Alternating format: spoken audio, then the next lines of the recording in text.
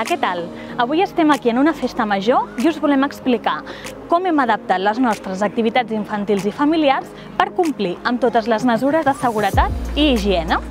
Per participar, les famílies prèviament s'han hagut d'apuntar, han hagut de fer una inscripció i per aquest motiu ens han trucat o ens han escrit un correu electrònic i nosaltres hem fet la llista perquè així quan arribin puguin anar directes a les seves activitats i evitar les aglomeracions.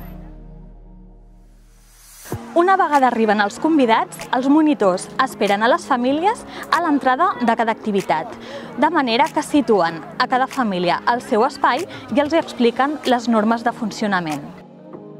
Les activitats es realitzen per grups familiars, de manera que evitem en tot moment el contacte entre famílies i desconeguts.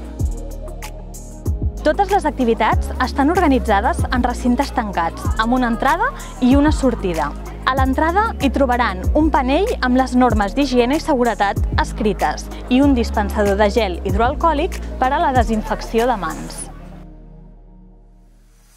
Les bombolles de sabó són una de les activitats més segures que tenim aquí perquè el líquid especial per fer bombolles de sabó està compost per aigua i sabó, i el sabó és un dels millors desinfectants. En aquesta activitat, les famílies tindran dues taules per elles. A cada taula tindran en una d'elles els instruments per poder fer les bombolles de sabó i a l'altra un recipient amb el líquid màgic per poder fer les bombolles.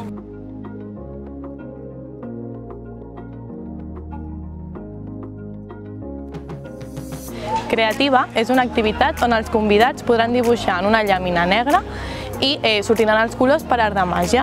Normalment hi caben 16 persones. Ara mateix també hi caben el mateix número de persones, però hi ha una família per taula. Les taules estaran separades entre si per a mantenir les mesures de seguretat i utilitzaran un material unipersonal d'un sol ús. Finalment, entre grup i grup es desinfectarà l'activitat. Arenart és una activitat per pintar dibuixos amb sorra de colors. Habitualment, els participants disposaven de 3 taules amb 18 colors diferents per pintar els seus dibuixos. Malgrat tot, per garantir les mesures de seguretat, el que hem fet és ampliar amb 4 taules i els convidats tenen 6 colors per pintar els seus dibuixos, de manera que cada unitat familiar està distribuïda amb una taula diferent.